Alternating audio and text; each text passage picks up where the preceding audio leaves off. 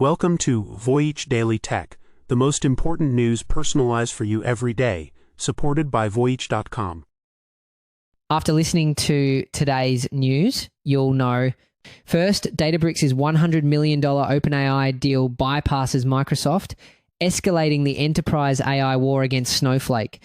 We'll analyze why this direct partnership is a turning point for OpenAI's independence and how it could affect competitive dynamics in the cloud AI ecosystem.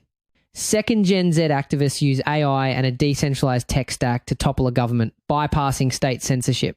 Today, we'll take a closer look at this new digital activism playbook and its implications for how governments and tech platforms handle political dissent. Third, Danish AI startup Light raises $30 million to disrupt Oracle and SAP with a new numbers as text finance model. We'll explore how this great unbundling of enterprise software could transform financial workflows and what it means for the future of AI-driven auditing. Fourth X loses its landmark case against India's censorship portal, risking legal safe harbour and setting a global precedent. In this episode, we'll break down this critical legal defeat and what it signals for the future of platform regulation in major international markets. Fifth, a £50 million a week cyber attack on Jaguar Land Rover exposes the fatal flaw in just-in-time manufacturing. This discussion will reveal how this digital breach connects to larger supply chain vulnerabilities and what it means for the future of industrial cyber resilience. The most unexpected news in the tech world today has to be this. Two of the most valuable startups on the planet, with a combined valuation over $600 billion, are officially joining forces. Databricks, the $100 billion data analytics giant, just announced a massive $100 million commitment to OpenAI. Now, what does a commitment like that actually mean? While the exact details are under wraps, these deals typically involve pre-purchasing a massive volume of API credits at a discount, which Databricks can then offer to its customers, or it's a shared goal for future revenue. It's a huge vote of confidence either way. This isn't just a handshake. It's a strategic move to directly integrate OpenAI's models, including the powerful GPT-5, into the Databricks platform. This is a bombshell for the enterprise AI world. Why? Because it's OpenAI's first formal integration with a major business-focused product vendor. You know, for the longest time, the main way for big companies to use OpenAI's models was through Microsoft's Azure cloud platform. This new direct partnership with Databricks is a huge signal. It suggests OpenAI is diversifying its strategy, reducing its dependency on any single partner, and building its own direct path to the enterprise market.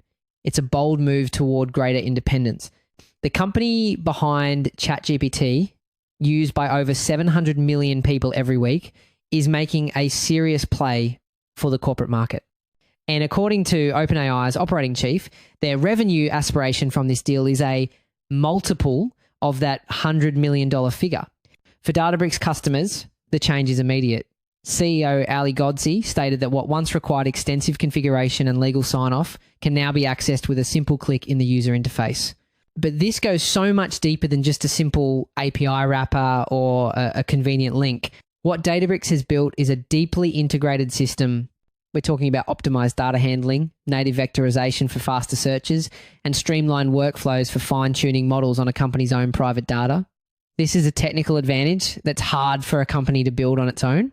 It's about removing friction and putting the most advanced AI directly into the hands of businesses. And crucially, this integration comes with a trusted environment promise. Databricks has made it clear that any proprietary enterprise data sent through these AI features will not be used to train OpenAI's future models. This is a critical distinction from some public API policies and is designed to solve one of the biggest fears holding businesses back from adopting AI: data privacy. But this partnership isn't happening in a vacuum. It's about drawing battle lines in an increasingly competitive space. Databricks' main rival, Snowflake, is deepening its partnership with Microsoft to use open AI models. And the legacy titan Oracle is launching a service to run models from Google, OpenAI, and even XAI. So what we're seeing is the emergence of what you might call the AI Switzerland strategy. The winning play for these massive data platforms might not be to bet on a single AI model, but to become a neutral ground where businesses can access and experiment with models from all the major players, be it OpenAI, Google's Gemini, or Anthropic's Claude, It gives customers ultimate flexibility and avoids vendor lock-in. This $100 million deal is the latest shot fired in an escalating war to control the future of AI in the enterprise. A war where giants like Microsoft, Google, and Oracle are all fighting for the same territory. So while the giants of Silicon Valley are forging $100 million alliances to control the future of AI in the enterprise, a very different kind of AI revolution is brewing on the ground. 5 friends armed with A. I just helped fuel a protest that brought down a government. Now, when we say armed with a RIN, it's not about robots on the streets. It's actually about creating a digital assembly line for political messaging. These tools allow activists to mass produce personalized, persuasive content faster than ever before, turning a small group into a media powerhouse. In a library in Kathmandu, a group calling themselves the Gen Z Rebels use platforms like ChatGPT and Grok to create 50 viral videos targeting corruption. The spark? Photos of politicians' children flaunting mansions, supercars, and enormous piles of gifts from Louis Vuitton and Gucci. Now, get this, in the West we talk about Nepo babies as a debate about fairness in Hollywood. But in countries with deep-seated corruption, seeing the children of political elites live in such extreme luxury becomes a potent symbol of systemic failure. Research shows that when nepotism is widespread, it erodes public trust and can directly lead to social unrest. It's not just gossip, it's seen as proof that the system is rigged. One video, set to an ABBA song, got 135,000 views in a single day. Soon after, thousands of young protesters flooded the streets of the capital. The clashes that followed left over 70 people dead and ended with the Prime Minister resigning. This is where the situation takes a more complex turn. The government had actually tried to shut this down. They banned over 24 major social media platforms, including Facebook, Instagram, and YouTube, for failing to register locally. But here's the twist. TikTok had already complied with the law months earlier. So while other platforms went dark, TikTok remained online, creating an accidental, uncensored channel that the activists used to organize and spread their message. And this isn't just happening in Nepal. It's a firestorm sweeping across Asia, driven by Generation Z. In Indonesia, protests erupted after it was revealed local lawmakers were receiving housing allowances worth 20 times the average income. In the Philippines, over 30,000 people have joined a Reddit thread to publicly lifestyle check the rich and powerful. This is a new kind of uprising. They're not just using Twitter, they're coordinating on the gaming platform Discord, using AI to create content, and using VPNs to evade government social media bans. And believe it or not, this isn't random. They've developed a sophisticated tech strategy. They use the gaming platform Discord for secure, real-time coordination. It's their digital command center.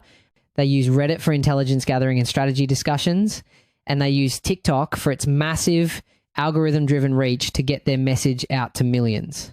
It's a resilient, decentralized system where each platform has a specific job, making it much harder to shut down than the old Facebook and Twitter movements. They're even creating a new regional identity, sharing a cartoon skull logo and trending the hashtag SEAblings, a play on siblings in Southeast Asia. As one 23-year-old activist declared, we learnt that there is nothing that we, this generation of students and youths, cannot do. But observers question if these leaderless, online-fueled movements can create lasting change. And it's a valid question, especially because governments are getting smarter. They're moving beyond simple censorship and developing a digital counterinsurgency playbook. We're talking about state-sponsored bot farms that flood hashtags with noise, manipulating social media algorithms, and even co-opting influencers. It's a new kind of digital warfare. The last generation of protesters, one expert notes, ended up becoming part of the system. This new generation vows it will be different. As one activist put it, the previous generation worshipped their leaders like gods. Now, in this generation, he says, we do not follow anyone like a god. Speaking of digital warfare, the battle for dominance is just as fierce in the corporate world, but the weapons are a little different. A startup CEO just went on the record calling out industry giants Microsoft, Oracle, and SAP, and he did not hold back. He called their systems cumbersome, saying companies need specialists to tinker around the edges for a year or two just to make it work. However, if you zoom out, you'll see another layer of strategy at play here. For decades, companies like SAP and Oracle have sold what are called monolithic ERP systems. Think of it as one giant all-in-one software package that tries to do everything.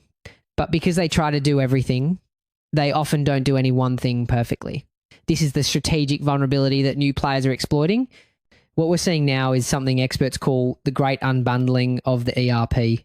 Instead of one giant cumbersome system, companies are choosing a collection of specialized AI native tools that are the best at what they do. Research from Lightspeed Venture Partners shows 50% of CIOs are planning to upgrade their systems, and many are moving away from these expensive, rigid platforms. The CEO is Jonathan Sanders, and his Danish AI company, Light, is coming for the entire enterprise finance market. And now he has the war chest to prove it. Light just landed a $30 million funding round. The explosive detail, it was led by Boulderton Capital, the same venture firm that was an early investor in the fintech unicorn Revolut. They have a track record of backing disruptors that win. When a firm like Boulderton makes a move like this, it's a signal. They are following what some are calling the Revolut playbook for business software. The bet is that I will create a new generation of infrastructure giants in finance, just like API first companies did a decade ago. Boulderton recently raised over $1.3 billion for new funds, with a huge chunk dedicated to AI. They aren't just making a small bet. They are going all in on the idea that I will completely rebuild the financial back office. This isn't just about one company. It's a sign of a massive shift.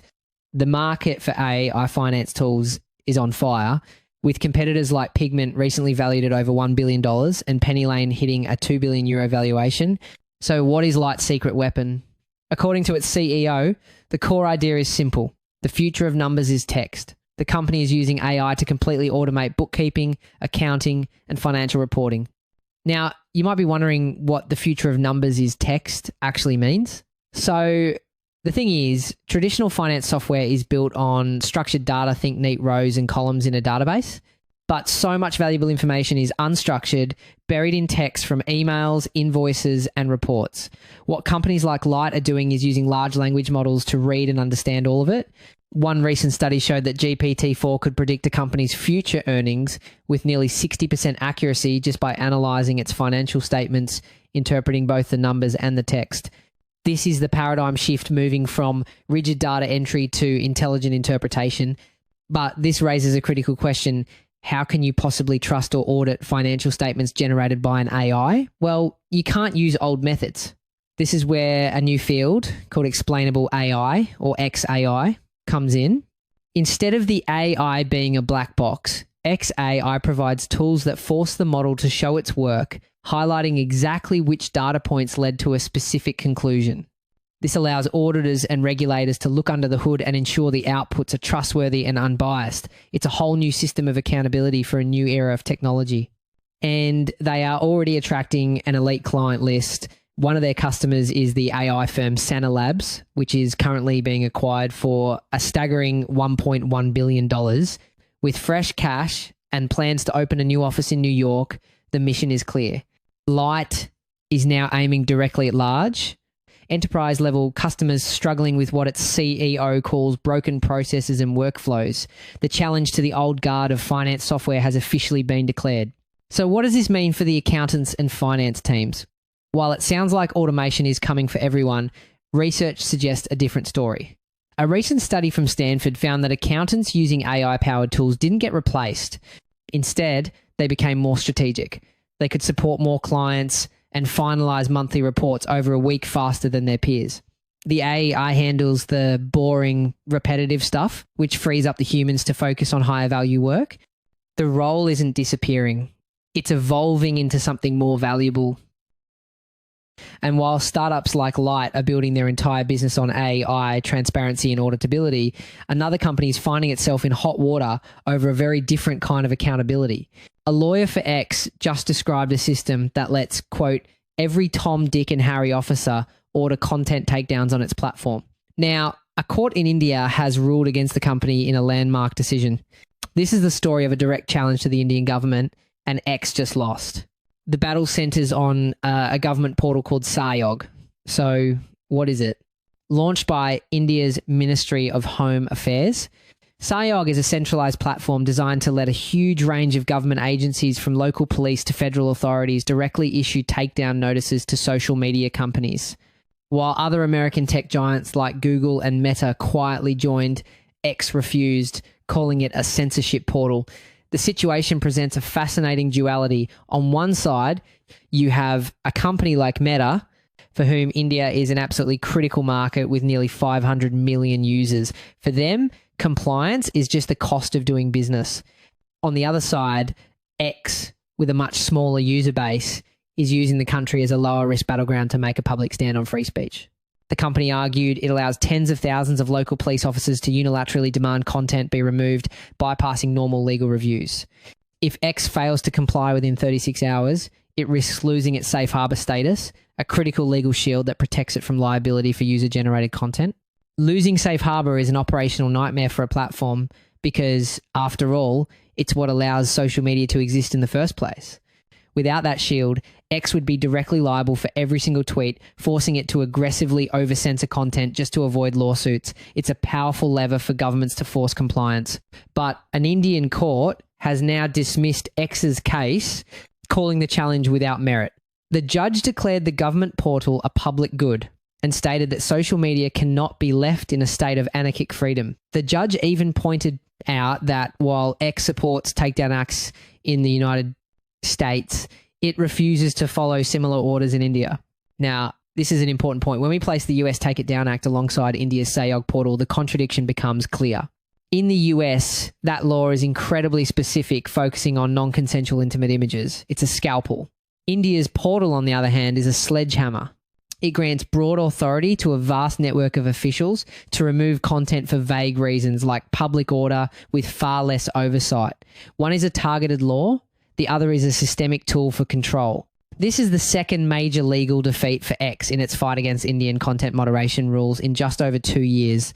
The last time the company was hit with a 5 million rupee fine, tech policy experts are calling the latest ruling worrisome, saying it legitimizes government agencies directly sending takedown orders. Court filings have shown that past requests have targeted everything from videos of a deadly crowd crush to content allegedly harming the reputation of public figures. This ruling effectively greenlights a system that could empower a vast network of officials to directly police online speech for 25 million users. And here's the final chilling thought. While X is fighting this battle out in the open, we have very little idea about the scale of the unseen censorship happening quietly on platforms like Meta and Google, which chose to comply. The story we see is just the tip of the iceberg. That kind of hidden vulnerability in a social platform is one thing, but when a digital weakness hits the physical world, the consequences can be catastrophic. Let's start with a single statistic. A cyber attack is costing one of the world's biggest car makers at least £50 million every single week. Jaguar Land Rover has been forced to completely halt production. Its factories, which normally build over 1,000 cars a day, are now at a standstill. Workers were sent home at the end of August, and there is still no firm date for their return. Now, you might be wondering, why is it taking weeks for a giant like JLR to recover? This prolonged shutdown points to a critical issue in many legacy industries. Cyber resilience, to put that in perspective, when the shipping giant Maersk was hit by a massive cyber attack in 2017, they managed to rebuild their entire global network in just 10 days. The fact that JLR's recovery is taking so much longer suggests a potential underinvestment in the kind of robust cybersecurity needed to fight back against modern threats. But that's not the whole picture. The real crisis isn't just about JLR. The attack has triggered a chain reaction that is threatening to take down an entire supply chain employing over 100,000 people. For decades, the auto industry has perfected a model called just-in-time manufacturing. The idea is to be hyper-efficient by having parts arrive at the factory exactly when they are needed. It's lean, it's fast, and it saves a ton of money. But its greatest strength is also its greatest weakness. With no buffer stock, a single disruption like this cyber attack can break the entire chain. We saw this after the 2011 tsunami in Japan when Toyota's production plummeted because one key supplier was knocked out. This attack on JLR proves that a digital crisis can now do the exact same thing, exposing the fatal flaw in a system built for efficiency, not resilience. smaller firms that rely solely on JLR's business are now on the brink of going bust.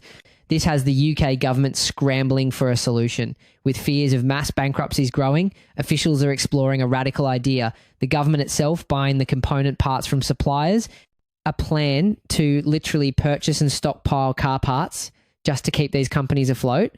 And this isn't just a bailout. A government acting as a parts depot for a private company is almost unprecedented. This move signals a massive shift where governments are starting to intervene directly to secure critical supply chains, a trend we're seeing globally. This plan shows just how vulnerable our most important industries have become, forcing the state into a new role as a protector of private supply chains. Interestingly enough, the group claiming responsibility for this chaos calls itself Scattered Lapsus Dollar Hunters, the same group that has claimed attacks on Marks and Spencer and the Co-op. The name itself is a huge red flag. It appears to be a combination of two other infamous cybercrime groups, Scattered Spider and Lapsus Dollar. This points to a new trend of hacker groups merging to combine their skills, making them far more dangerous. They don't just use technical hacks, they are masters of social engineering, using public announcements to create fear and confusion. This isn't just a random attack, it's a calculated operation by a sophisticated, evolving threat. This all begs the question, what's the real endgame here?